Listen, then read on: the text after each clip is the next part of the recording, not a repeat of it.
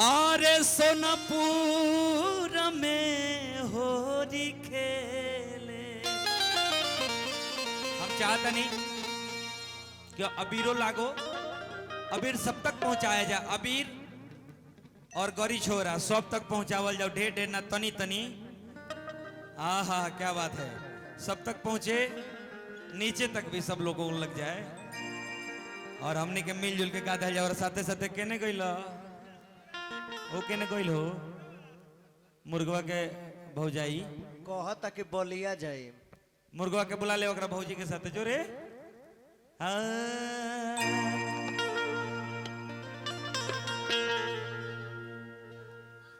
बाबा हरिहरनाथ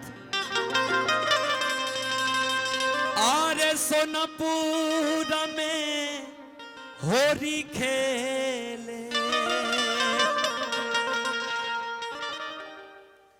बाबा हरिहरनाथ बाबा हरि हो,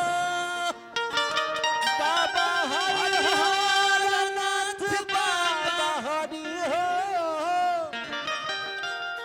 बाबा हरिहरनाथ बाबा अरे हरिहरनाथ सोनपुर में होरी खेले। बाबा हरिहरनाथ सोनपुर में होली खेले। बाबा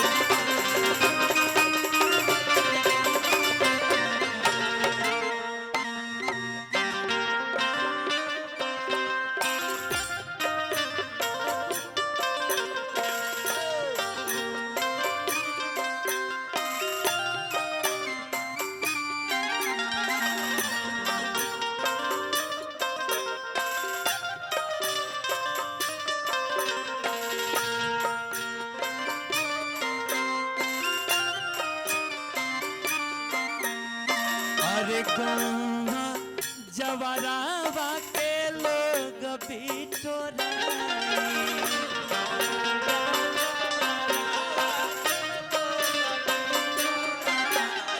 अरे गौवा जवरावा के लोग बिटोराई।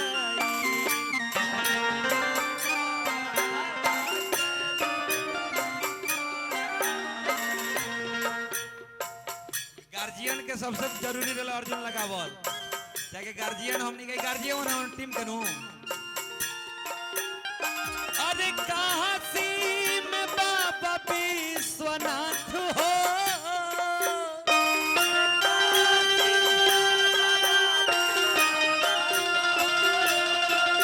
आहे काशी में बाबा विश्वनाथ।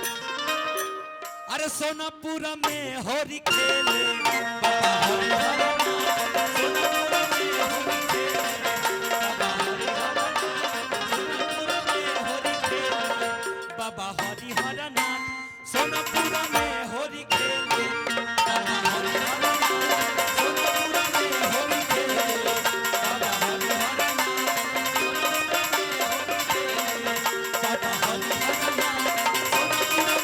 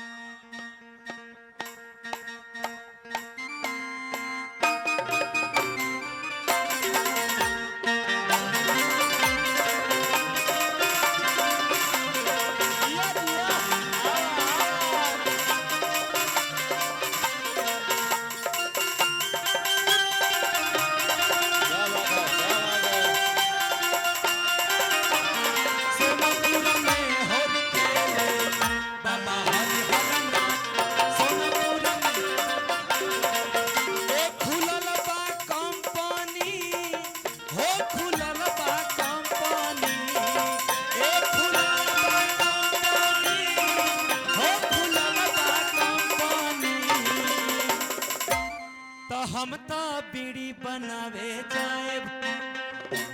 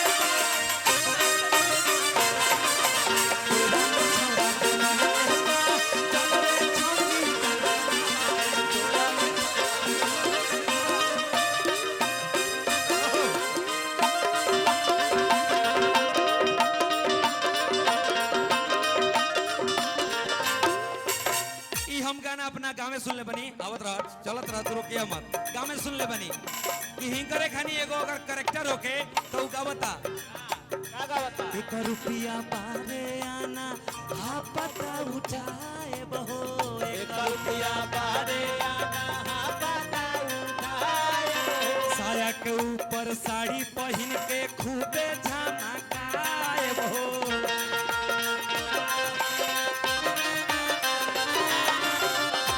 रुपया बारे आना हा पता उठाए बहो साया के ऊपर साड़ी पहन के खूबे झमकाए बहो कतना झरेला लोग में मार करवाए बाए कतना झरेला लोग में आए हाय कतना झरेला लोग में मार करवाए बाए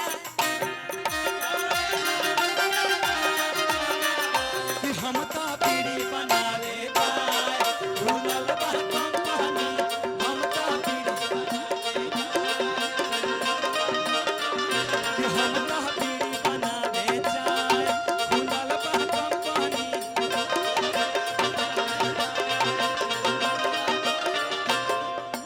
होरी खेले रघुबीरा अवध में होरी खेले रघुबीरा होरी खेले होरी खेले रघुबीरा अवध में होरी खेले रघुबीरा अरे होरी खेले रघुबीरा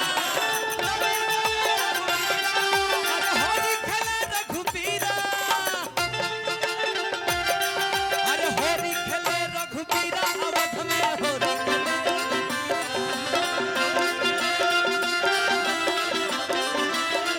होरी खेले रघुबीरा अवध में होरी खेले रघुबीरा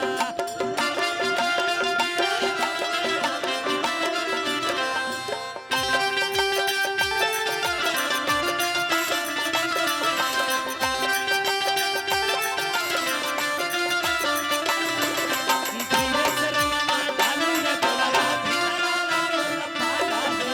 धीरे से रंगवा डालू रे तेरा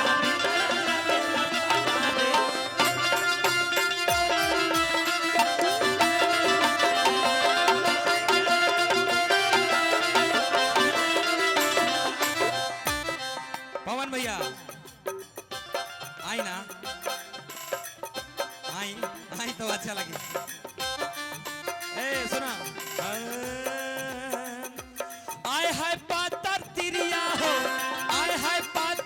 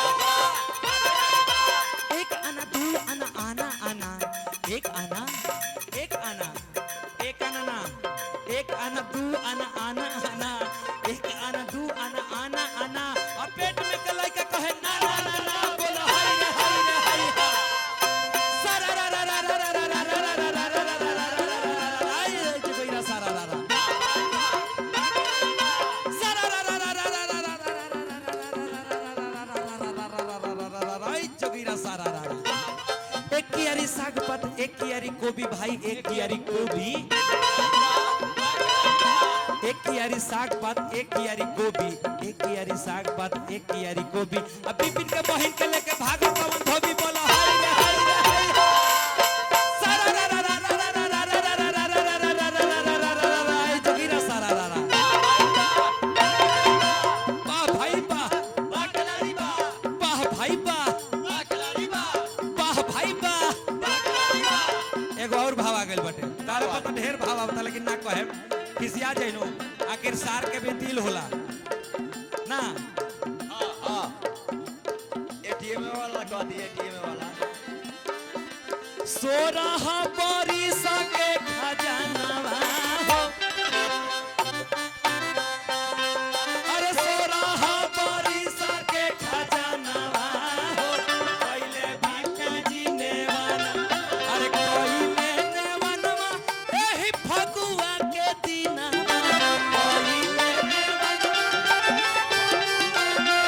पवन भाई के फेरलू बेनवा हो पहले बिपिन जी नेवानवा पवन भाई के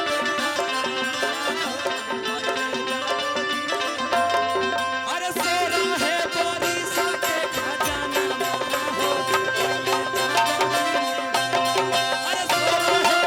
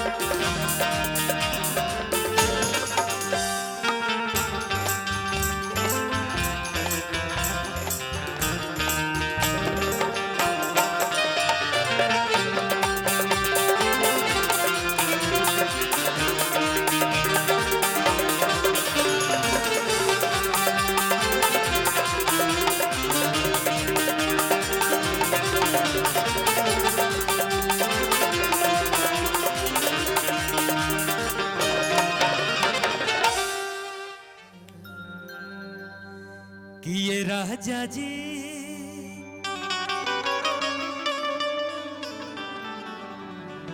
इना चले चली चली ए टप के भैया चली हर जब जब बाहे पिया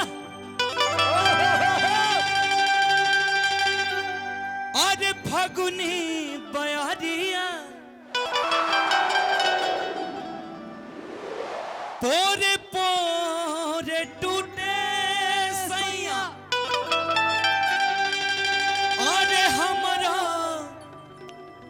शरीरिया क्या बात है साहब तया के उठा ली हमके कोराए राजा जी ना ना ना ना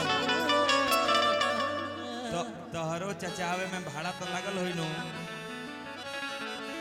आईना ए चाचा ए ए ऐसा देखो ना और भाड़ा ना लगत होई देखो ऐसा का बा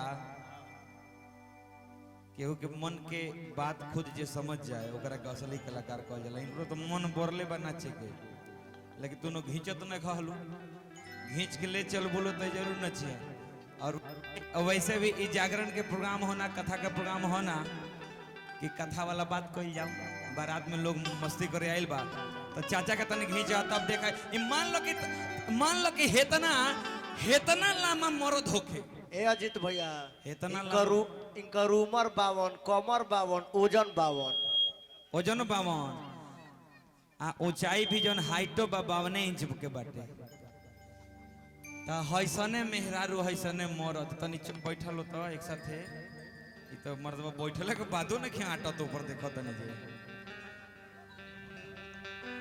एगो ऐसने मर्द और मेहरारू के फागुन के समय बिछड़न हो जाता। फोन लगावती है मेहरारू और कहती है कि ये राजा जी।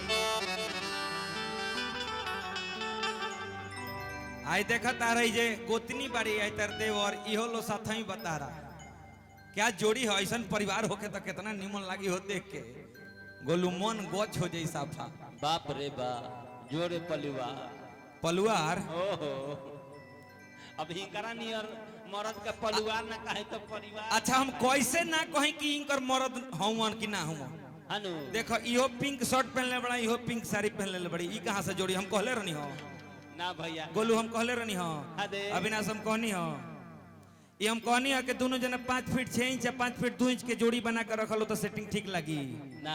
ये तो अपने से एक जनी उम्र हाइट जोन बजा जरूरत से ज्यादा इनका जरूरत से कम मर्द अभी बच्चा बा।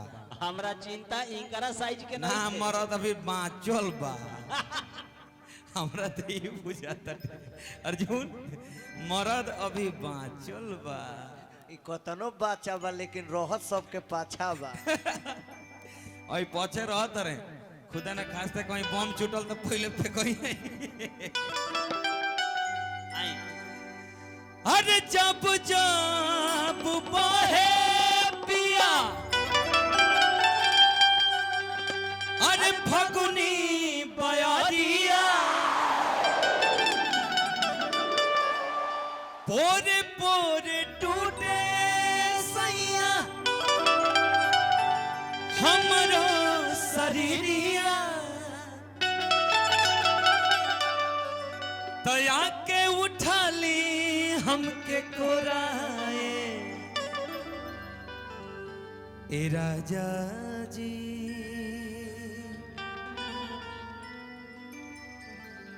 मरता जवानी हिलको आराम से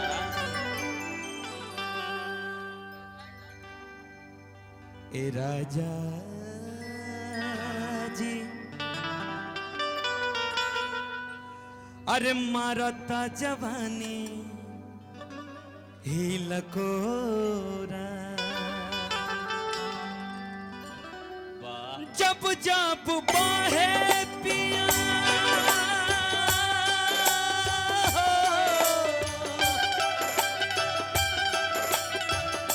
जब जब बाहे पिया फगुनी बयारिया पोरे पोरे टूटे सैया हमरो शरीरिया आके उठा ली हमके कोराए राजा जी मारता जवानी हिल कोरा राजा जी मरता जवानी हिल कोरा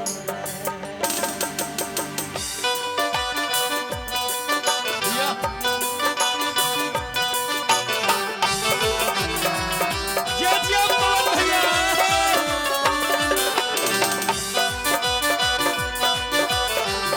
क्या बात है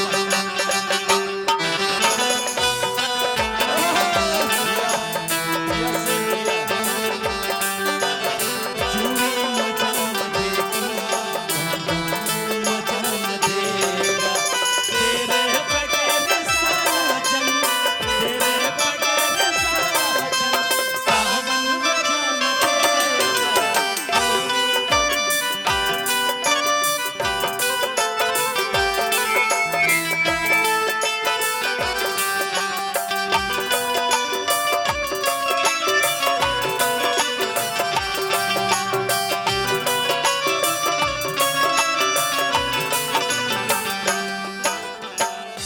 चढ़ली जवानी एही जी यही जे खेला करे के बा चढ़ली जवानी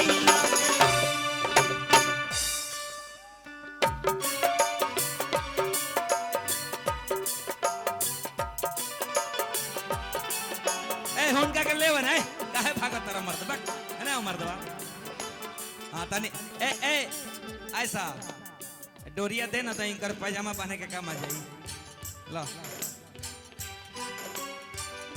चढ़ली जवानी के हे जी तो जगे बा जहाँ आवत आटे तुक तुक ए जी पुक पुक जहाँ होता तो है चढ़ली जवानी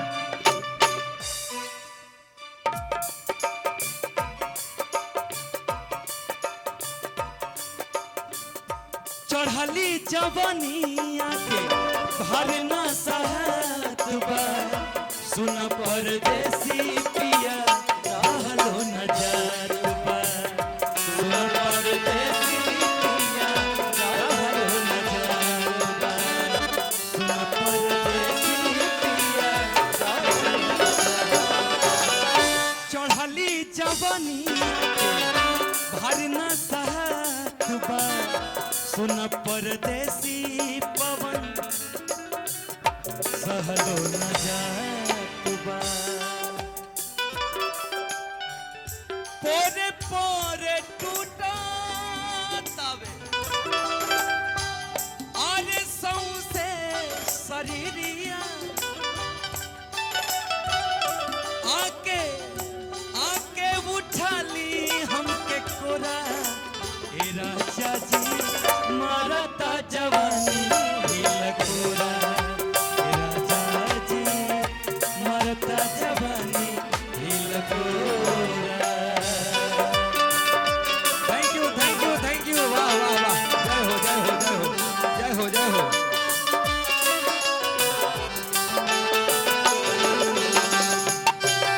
एक गाना हम लोग पवन भैया और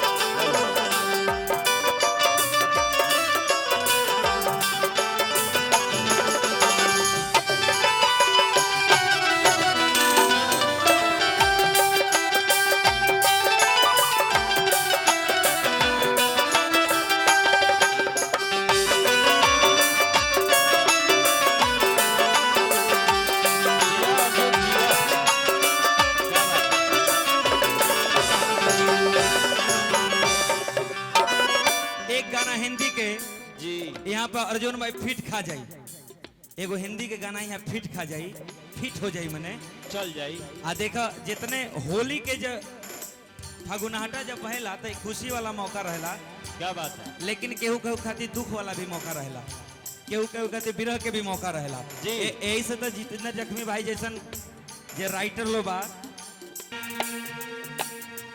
लंबी जुदाई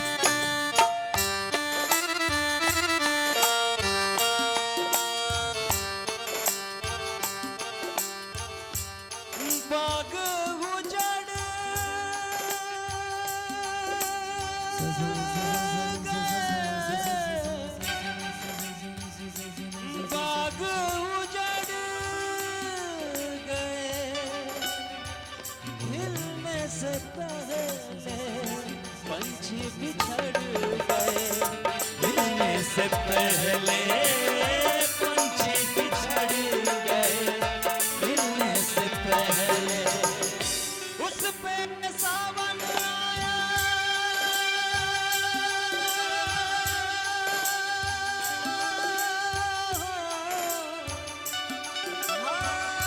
उस पे ये सावन आया आग लगाई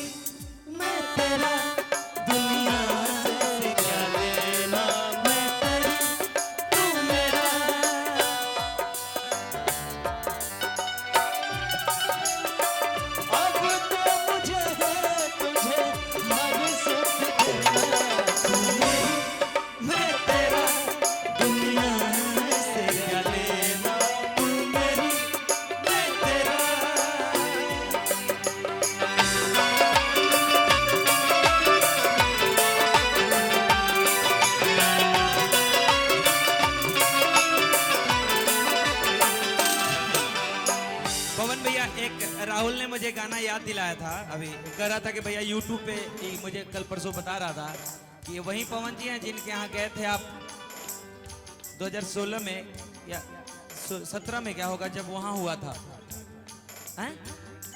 हाँ, तो उस समय मैं गाया था, वो एक लड़की आई थी जो लड़का की लड़की थी, कोई बहुत अच्छे डांसर थी वो जी अनिल। अरे बाप रे, उनका के देख के हम गावले रहनी, तोहरो लोग के देख के भाव बनता। हनु आई तो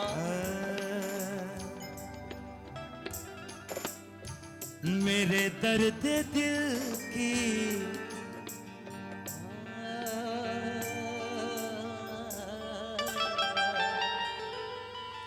मेरे दर्द दिल की दवा क्या करोगे, मेरे दर्द दिल की दवा क्या करोगे, मेरे दर्द दिल की दवा क्या करोगे, मेरे दर्द दिल की दवा क्या करोगे।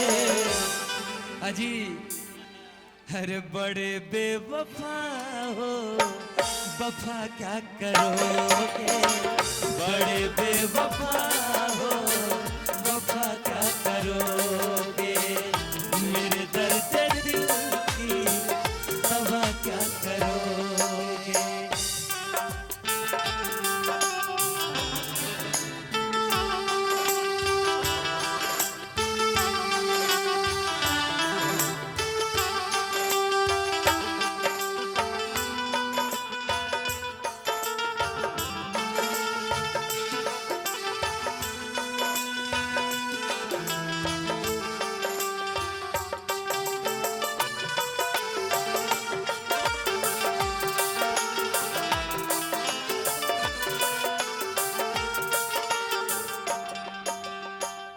मेरे रास्तों पे न तुम चल सकोगे, मेरे रास्तों पे न तुम चल सकोगे, मेरे रास्तों पे न तुम चल सकोगे, न तुम चल सकोगे।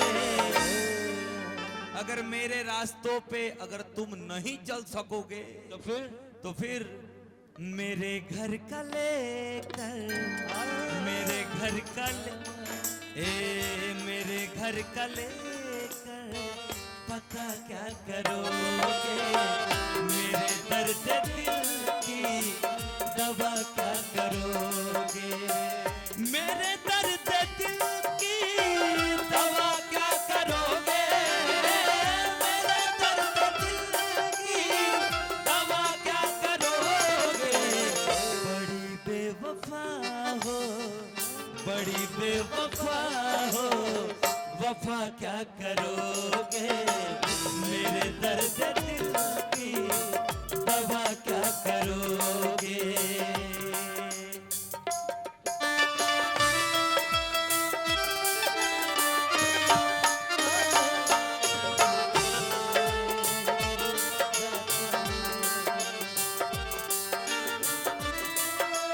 गीत सावंता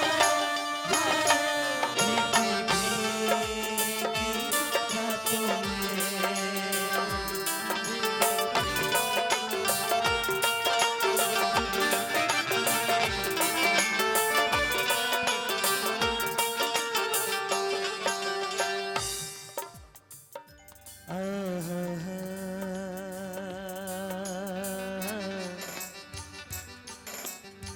चूंकि होली आ गई तो मन करता दुल्हन होली वो गा दल जाओ। सिया निकाले चलत रहे सिया निकाले अवधवा के ओर, होलिया खेले राम लाला। सिया निकाले होलिया खेले राम लाला, खेले राम लाला, राम लाला खेले राम लाला। सिया निकाले अवधवा के ओर, होलिया खेले राम लाला। सिया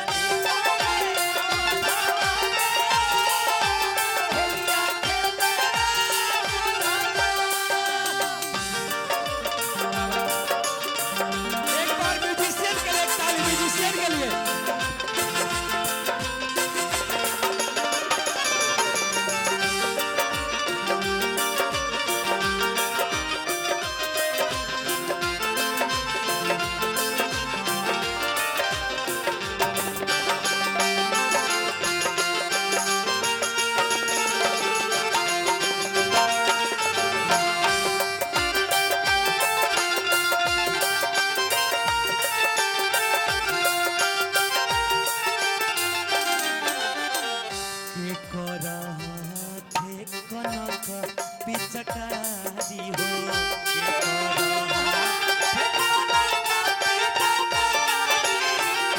के कर हाथे कनक पिचकारी हो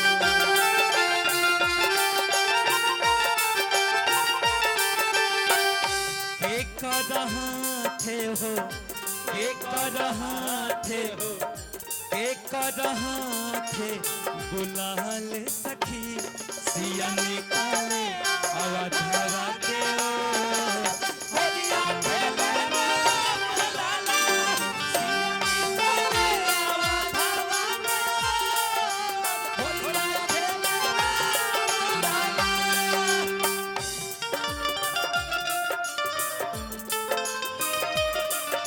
जिया जिया भाई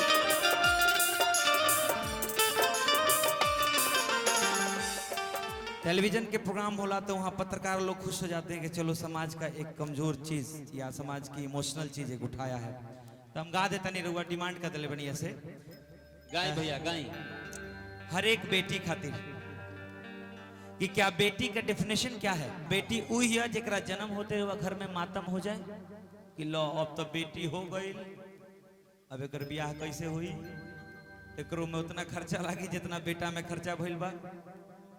या बेटी वो है जिसके जन्म होते ही आपके घर में लगे कि लक्ष्मी का वास हो गया, बेटी हो गई तर और कमाई धमाई बंद बा, बेटी के आवते बेटी के भागे और काम धाम अच्छा हो गई। ऐसा हम जीवन में रियल लाइफ में देख ले बने।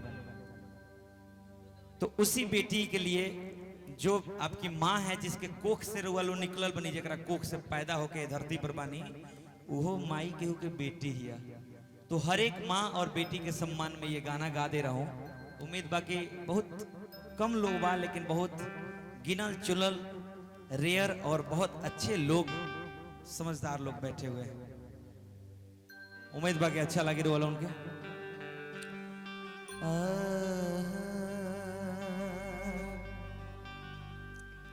जी है ना जी, जी हाँ ठीक है।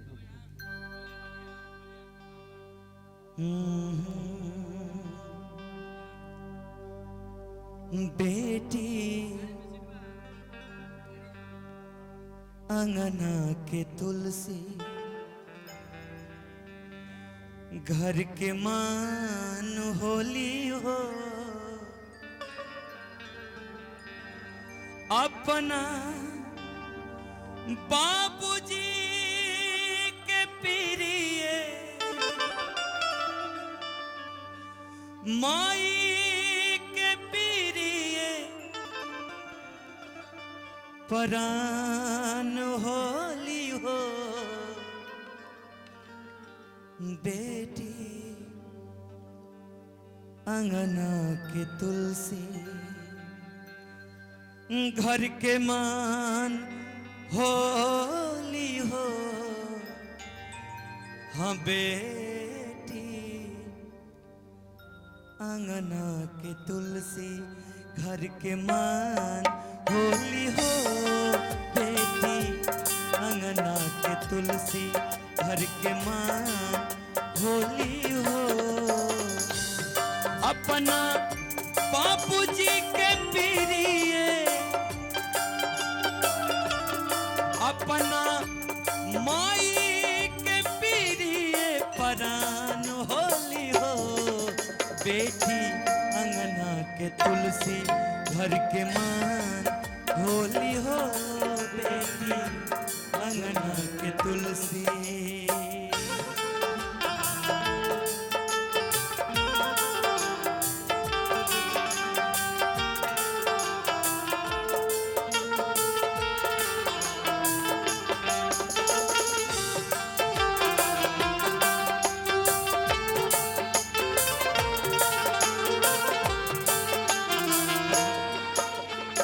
बेटी क्या हो? बेटी सृष्टि के सारा जग के सिंगार। बेटी सृष्टि के सारा जग के सिंगार। एगो बेटिए के बिना लागे दुनिया अन्हार। एगो बेटिए के बिना लागे दुनिया अन्हार। और जितेंद्र भाई, बेटी बेटी ईश्वर के दिहा, बेटी बेटी ईश्वर के दिहाल, ईश्वर के दिहाल वरदान होली हो। बेटी अंगना के तुलसी घर के मान होली हो। बेटी अंगना के तुलसी जौहिया बैठबल पापा अपनी रे पुतरिया, जौहिया बैठबल पापा अपनी रे पुतरिया।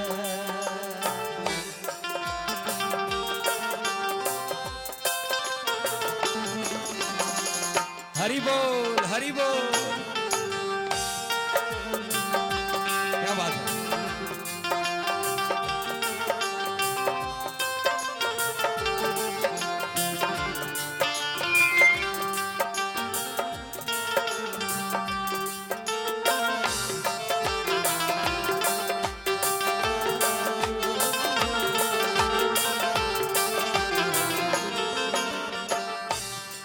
देखिए माँ कितनी भोली होती है, और जिसके माध्यम से आप दुनिया में आए हैं, ईश्वर को किसी ने नहीं देखा, लेकिन जे माई के कोख में जब पलत नहीं था आपके पता नहीं थे, लेकिन धरती पे आ गए तो धीरे चतुर हो गए नहीं।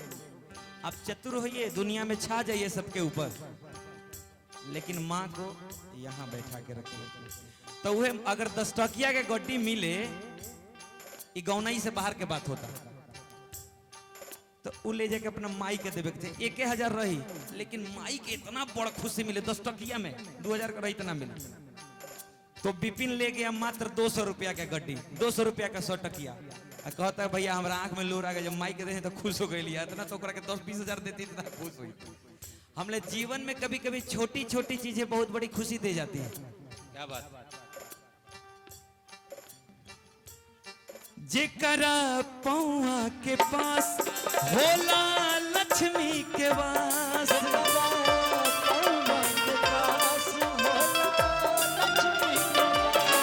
कहे अजित याना कहे रोशन भी सवार।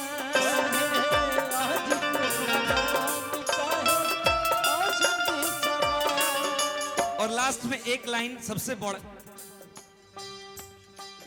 कि दुनिया में रहुआ कतनो पैसा लुटा दी और दान कर दी, लेकिन सबसे बड़ा दान किसको कहा जाता है? अगर आपने कन्यादान कर दिया तो सबसे बड़ा दान कर दिया। बेटी दानों में बढ़ा महादान होली हो।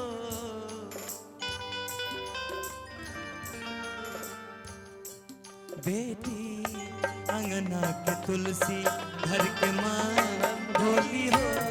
बेटी अंगना के तुलसी घर के मान होली हो।